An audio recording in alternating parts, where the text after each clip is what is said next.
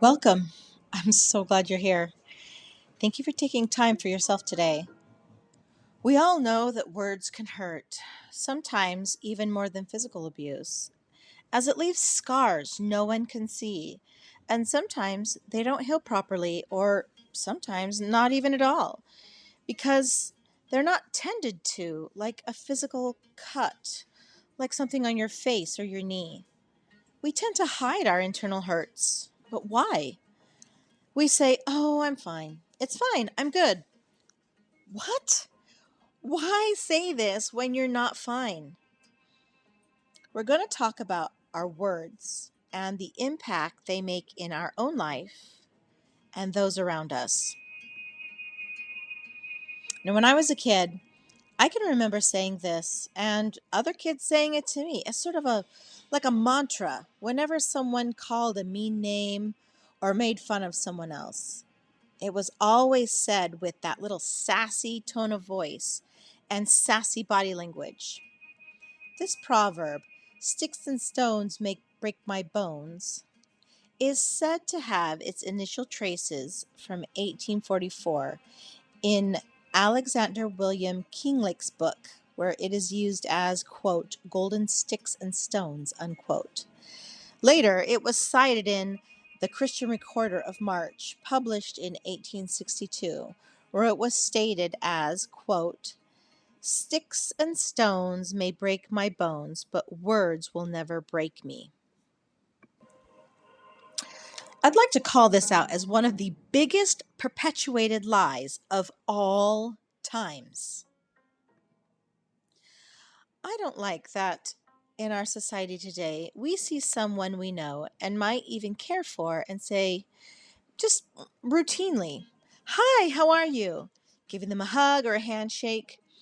99% of the time, the response is going to be, "Yeah, I'm good," or something similar to that. But are they really? However, did you really mean to ask them how they were doing? Or did you actually mean to say, "Hi, it's nice to see you"? Because if you really wanted to know how a person was doing, you'd actually need to stop and listen to their response, right? They just gave you the response they knew you were expecting.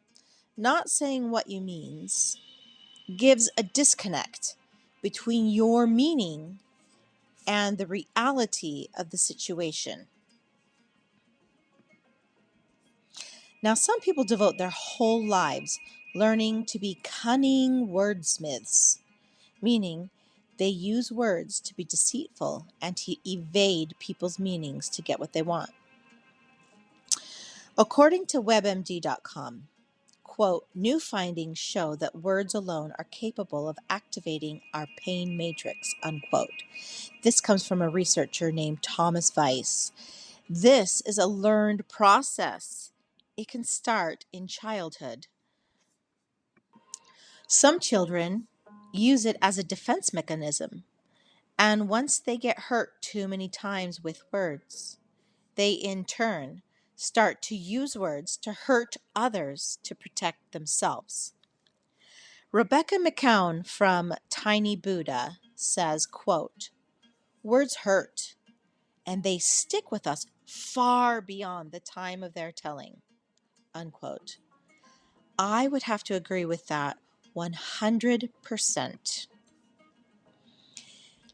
In a world where we are more and more reliant on all things internet, the written word has become a source of emotional pain. Post-pandemic, we still, as a society, have not gotten back to our physical social settings as much as they used to. People are being unnaturally reliant on social media for their social life. PsychologyToday.com stated, quote, "Language has always mirrored the connection between the two. We suffer from, quote, broken hearts as well as bones, and speak of, quote, bruised feelings," unquote, along with our toes.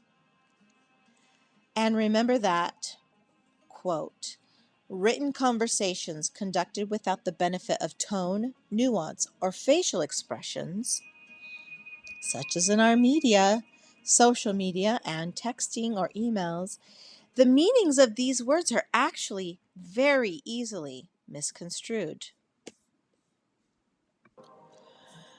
Um, the good thing about interactions on internet based media is that you can shut it down, turn it off. Are you being cyberbullied? Did it ever occur to you that you could simply delete this account? Or you could block certain people from your sites? Shut it down, turn it off, walk away from the source of your pain. It's okay to go alone for a time. Better, I say, better to be healthy and alone than be surrounded by toxic people, toxic relationships, whether that be in person or through social media. It's better for you to foster a healthy life for yourself and be alone than be surrounded by toxic relationships, toxic things. Here's a challenge for you. Go 1 week without any form of social media. I know, gasp, right? Well, do it. See what happens. Keep a written log of your feelings. Take this challenge with a friend and detoxify your mind from outside influences. Write to me and tell me what happened. Let's see if you find a newfound freedom and happiness in this challenge. Author Peg Streep says, quote, "When I was writing Mean Mothers, women who were victims of just verbal abuse often commented that they wished they'd been hit so that their wounds and scars would show," unquote. In a series of studies by Martin Teicher, who is an MD and a PhD, and some others, have shown that there are physical and emotional consequences of just verbal abuse. In one study, the researchers found that the effects of parental verbal aggression were comparable to, quote, those associated witnessing domestic violence or non-familial sexual abuse, unquote. Strip goes on to say that, quote, in fact, verbal aggression produced larger effects than familial physical abuse. There's evidence that exposure to verbal abuse in childhood actually alters the structure of the brain, unquote. Let me repeat that. There is evidence that verbal abuse in childhood actually alters the structure of the brain. Amazing, right? Remember, just because we can't see the wounds doesn't mean they aren't literally and physically there. From Psych Today, Ms. Streep goes on to say, quote, rejection sensitivity and what it means is that some of us expect and anxiously anticipate social exclusion or rejection. So those with rejection sensitivity are quick to perceive social exclusion and are quick to understand and react to it really strongly. You probably know who you are. The person who is anxious about going to a party, who's prone to read into the text you just got. Rejection sensitivity is connected to attachment in childhood. Insecurely attached people in childhood are more likely to be rejection sensitive than those who had loving, attuned, and accepting relationships in their families of origin during childhood. Alas, rejection sensitivity seems to be a self-fulfilling prophecy because the person overreacts and misreads social cues, unquote. So what does this mean? This means you have control over this. you have control over what Ms. Streep is saying rejection sensitivity is. She says you have control over rejection sensitivity. That means it's good. It's good to know that we have control over this. You have to find a way to be able to look for the good instead of expect and focus on the perceived negativity.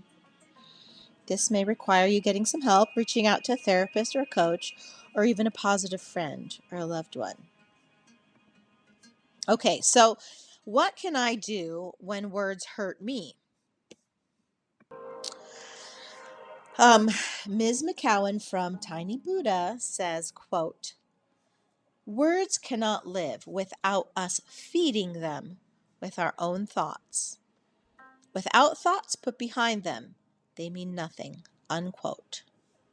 I'm just going to reiterate that. Words cannot live without us feeding them with our thoughts. So I love that. I love that just like a garden, we should only be feeding what we love and what we want to grow. We don't water and fertilize the weeds. At least we don't do it on purpose. And if you feed a stray cat, it always comes back, right? It's because food speaks to one of our most basic needs. It is a form of kindness. Feeding positive emotional words to ourselves should be too. You can, you will, it's okay, just try again. Let yourself cry, right? Sometimes you need to just cry and get it out. Then get some help. It's okay to do that. Or you can feed yourself words like, "You dummy. Ugh, I hate it when I do that. I'm so stupid." Think about what you're feeding to yourself when you say these things. What are you growing in your metaphorical emotional garden? I love this quote. The dirty feet in this quote are symbolic of unkind words from somebody else. Now, words can only hurt you if you let them, right? I know it's hard to say. I mean, it might be easy for me to say that, but it's hard to deal with mean words. But we can either learn to let them go, or we can hold on to them and let them fester and create cesspools of hate, hurt, and anger. It has to be your choice. Make sure you're weeding out the toxins in your life. Just like we remove toxins from our body to be able to heal, we also have to remove the toxic words and thoughts and people who share them with us. Verywellmind.com says, "A relationship is toxic when your well-being is being threatened in one way or another, emotionally, psychologically, and even physically." So, if you can simply say, "Okay, you gotta go," then do it. Follow through. Get it out of your life. But I know it can be a great deal more difficult when it actually comes time to cut someone from your life. I've had to do it a few times in my life, and it was very, very difficult. Sometimes you may feel the need to wean yourself from this person over a period of time. Sometimes you have to set things into place to ensure your safety first, though. Whatever you have to do, get someone you trust to help you if you need help, and then follow through. That's so important. Follow through. It's okay to be sad to end a relationship, even a toxic one. It's okay to mourn that relationship. It's okay to feel empty and lost, especially if that relationship you are removing from your life has been there a long time or has been extremely important to you for one reason or another. It may take some time to feel better once you cut that toxic person or thing from your life. Give yourself this time to adjust and come to accept the change. Once you get to a place where you can start filling up that space that you created in your life by getting rid of that toxic person or relationship, it needs to be filled by helpful, hopeful, and like minded people. People who won't use words to hurt you or knock you down. As in all relationships, there's going to be ups and downs, but only you can tell if the good outweighs the bad. But keep in mind a few things. If you give and give and give and receive very little in return, or perhaps maybe you're feeling disrespected, unsupported, or misunderstood, these are signs of toxic relationships. Or perhaps this person or this thing brings out the worst in you. Think about that for a minute. Are you like oil and water? You don't mix well. Are you walking on eggshells all the time, trying not to anger or upset this person or this relationship? Do you find yourself expending a great deal of emotional strength trying to boost their morale or cheer them up, constantly being their cheerleader, and again, getting nothing in return? If you are, quote unquote, the rejection sensitivity type, this is going to be hard for you, but you can do it. It takes practice, and you will need to find your inner strength. You can use these steps to release hurtful words when it happens in the present. According to WikiHow, you can use these 3 steps to help yourself get over hurtful words. Number 1, if someone says something hurtful to you, try to remember that they're probably hurting themselves. Send compassion back to them rather than taking their comment personally, which is really hard to do. Easy for me to say, I know, but it takes practice. Number 2, if a person says something hurtful to you, respond gently in a way that validates the person, but not their unkind words. Whether or not the other person intended their words to be hurtful, this type of response is likely to catch them off guard, and they may be more likely to stop and think about how their words affect you. Giving you an example, you could say something like, "Wow, I'm shocked to hear such a good person say something so unkind." And number 3, feel the hurt for a designated amount of time. Then choose to let those feelings go. If you spend hours or even days mulling over these comments, start setting a timer for about 10 minutes. Think about how the comment made you feel and acknowledge the pain. Once the timer finishes, put those feelings down and don't pick them back up again. Again, that's going to take practice. How about long past hurtful words? You know the ones you've been holding on to for decades. Ask yourself, do I really want to let them go? Am I ready to let go of this? You know, the toxic shadows of those words have been your constant toxic companions for so many years. Are you ready to throw them out? Are you sure you want to be able to find peace and joy again? Are you sure you want to have room for happiness and new adventures? Because if you choose to let go of your old emotional toxic baggage and move on, that's what's going to happen. You will find space for joy and adventure and peace in your life. Yes, I knew you wanted to let go of all that toxic waste. And this is how you're going to do it. According to healthline.com, number 1, how you talk to yourself can either move you forward or keep you stuck in the past. You will need to create positive mantra.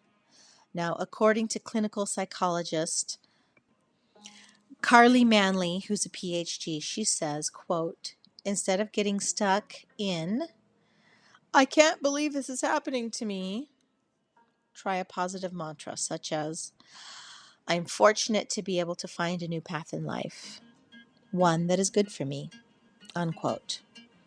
Now, I say it doesn't have to be that long. Just try a few words, something you can easily remember, like, I'm changing for the better, or I can do this for myself. That way, when a terrible pain from the past rears its ugly head, you shove it out and instead repeat your mantra. Number 2, if the person you hurt, if the person who hurt you all those years ago is still hanging around, it's time to put some physical distance between the two of you. Now, if it's a family member, that can be tricky, but remember, any obstacle you overcome will be worth it to free yourself from this lingering pain you've been holding on to. Number 3, self-care is extremely important here. You will need to focus on your feelings, and when you find the pain you've been holding on to, find ways to be grateful for that pain, for where you are now. If only that you are working towards ridding yourself of this pain, then focus on that. Or you might be able to offer up gratitude for good things in your life. Spend time with your emotions. Don't just sweep the hard ones under the rug, okay? Sit with them. As uncomfortable as that might be, talk to them. Tell them you're done with them. Thank them for making you stronger.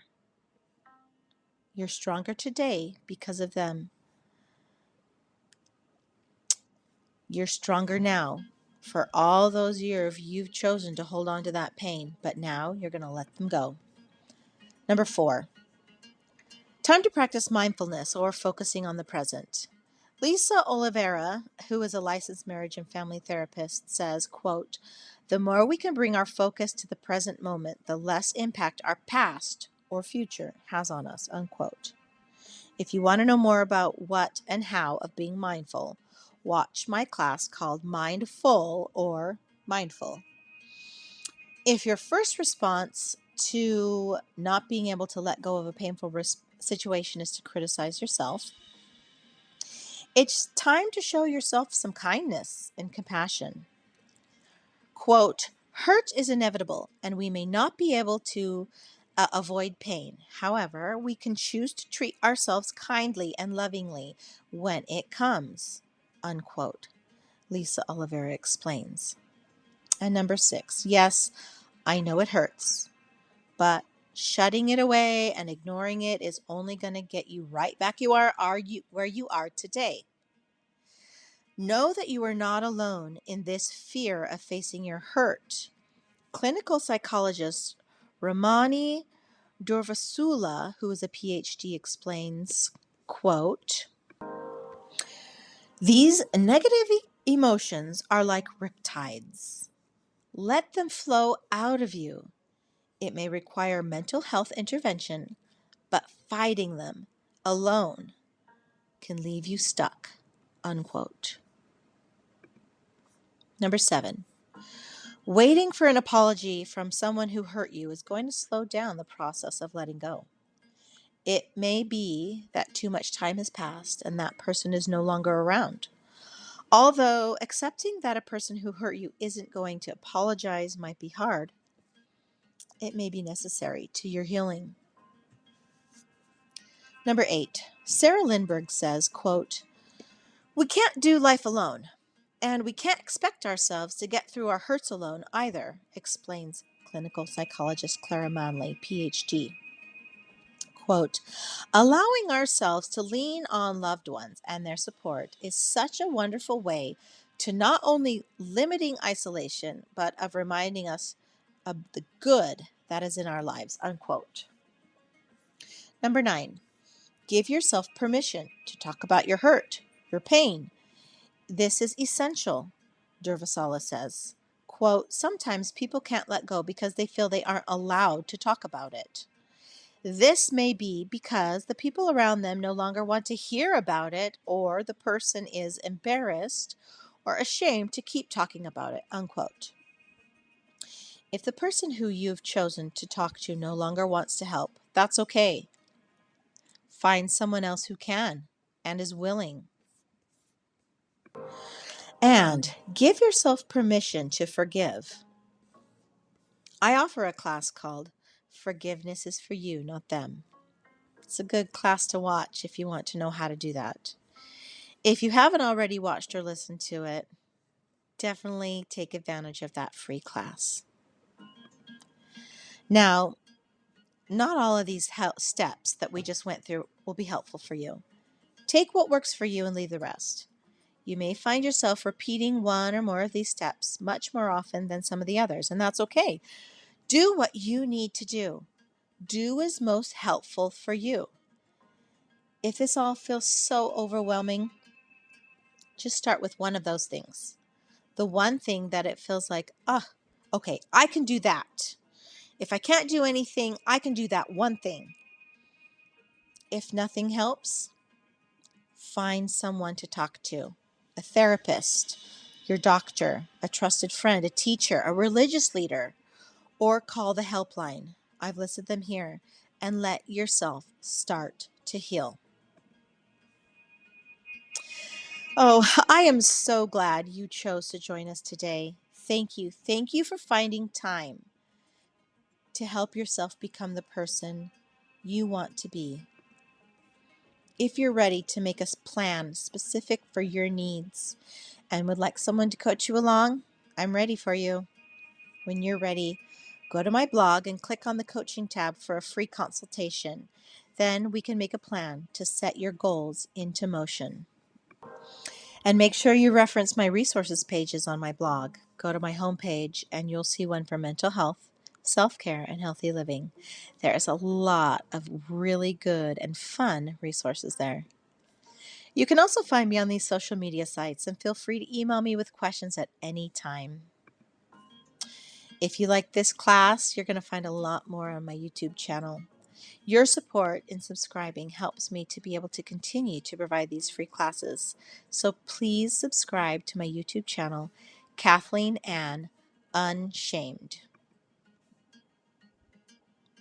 These are the sources.